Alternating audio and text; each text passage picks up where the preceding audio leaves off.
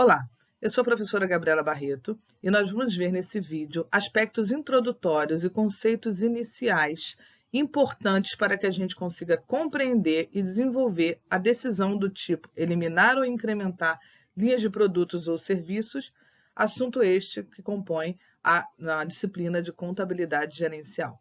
Vamos lá.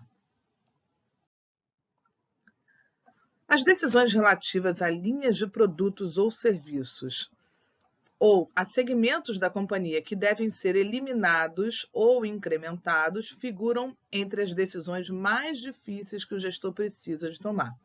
Nestas decisões, muitos fatores quantitativos e qualitativos precisam ser levados em conta. Ultimamente, contudo, qualquer decisão final de eliminar, incrementar ou até criar um novo segmento está ficando na dependência, sobretudo, do impacto que a decisão terá sobre o lucro operacional e, para calculá-la, é necessário promover uma cuidadosa análise dos custos envolvidos. Algumas classificações e conceitos devem ser considerados para esse tipo de decisão. Custos relevantes e irrelevantes. Quais são os custos de fato que são relevantes para esse tipo de decisão? São aqueles únicos itens de custo que os gerentes precisam considerar quando analisam alternativas de decisão, uma vez que diferem entre as alternativas. Então, a gente tem que ver exatamente quais são os custos que são relevantes para essa tomada de decisão, e a tomada de decisão é algo que vai impactar o futuro, né? Ela impacta o presente e o futuro. Então, custos relevantes são aqueles que vão impactar o futuro com aquela decisão. Irrelevantes, obviamente, que é o contrário, né? É aquilo que não impacta, que não gera impacto, ou por serem irrecuperáveis, ou passados, históricos e não vão agregar nada, ou por existirem, sim, no futuro, mas existirem nas duas ou mais alternativas que se tem a tomar. Então, tem custos que, com a decisão, você tem duas alternativas ou mais de decisão. E tem custos que vão incorrer nestas duas ou mais alternativas de decisão. Então, se esses custos vão ocorrer ou vão incorrer nas decisões, mesmo que no futuro, eles são irrelevantes porque eles ocorrem nas duas situações, ou em todas as alternativas. Né? Nesse caso, eles são irrelevantes. No caso de custos e despesas identificados e comuns, então a gente já aprendeu que custos e despesas se classificam em fixos e variáveis. Agora, os custos fixos também se subdividem em identificados e comuns. Falando dos custos comuns, é custo em que a empresa incorre para benefício de diversos departamentos ou produtos ou serviços.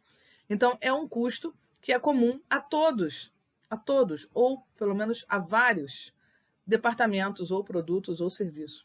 É um custo que não deve ser alocado aos departamentos ou serviços, porque toda alocação, todo rateio, ele requer um grau de arbitrariedade e às vezes até injustiça, que definem custos errados para os produtos ou serviços, ou segmentos, ou departamentos, enfim, para as partes da empresa. Então, os custos que são comuns aos produtos, aos departamentos, aos serviços, enfim, eles devem ser considerados apenas como custo da empresa e não como custo das partes. Se nós fizermos o rateio para atribuirmos às partes uma parte desse custo comum, a gente certamente vai estar custeando de forma errada.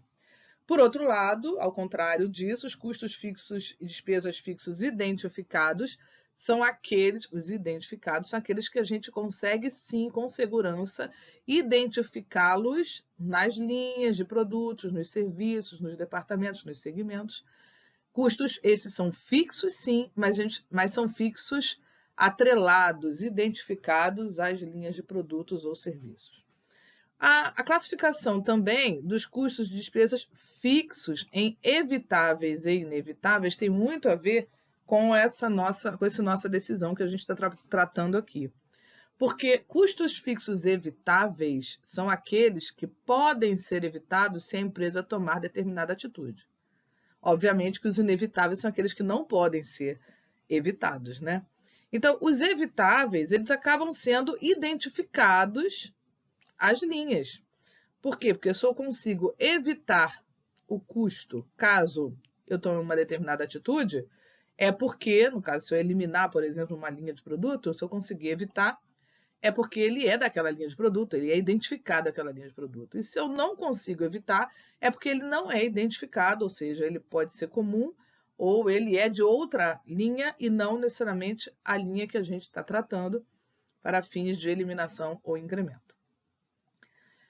E falando de custo de oportunidade, é aquele valor, é o valor dos benefícios que se abre mão ao se selecionar uma decisão em detrimento de outra.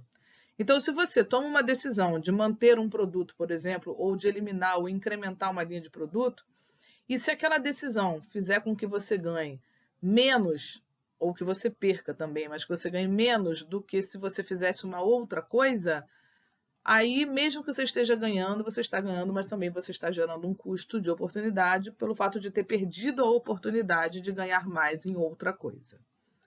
Esses conceitos são muito importantes para esse tipo de tomada de decisão.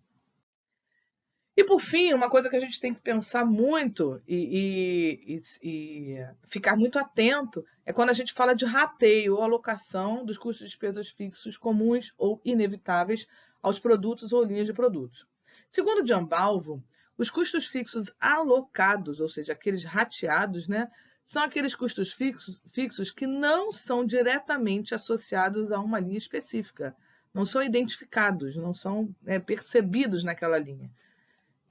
Estes custos são também chamados custos comuns, pois são incorridos para o benefício comum de todas as linhas de produtos, ou de várias linhas de produtos, né? John Balvo ainda orienta que sempre que você analisar uma decisão que envolva interromper a produção de um produto ou serviço, lembre-se de que os custos fixos comuns não são incrementais ou relevantes. Isso lhe permitirá evitar aquilo que às vezes é conhecido como armadilha da alocação de custos. Em muitos casos, pode parecer que alguma linha de produto ou serviço não seja lucrativa, pois recebem alocações de custos fixos comuns. Mas o que acontecerá a estes custos fixos se a linha aparentemente não lucrativa for interrompida? Eles serão alocados aos produtos e aos serviços remanescentes, que poderão não conseguir sustentar tal acréscimo de custos e aparentar também serem negativos. E aí a gente vai querer também tirar mais uma linha, porque cada vez mais os custos fixos comuns vão ser atribuídos aos que ficarem, aos remanescentes. A melhor coisa que tem para a gente é analisar tudo isso em valores, em casos mesmos, reais ou fictícios, mas analisar isso na prática para ver como que isso se configura na prática. Muito obrigada e até o próximo vídeo.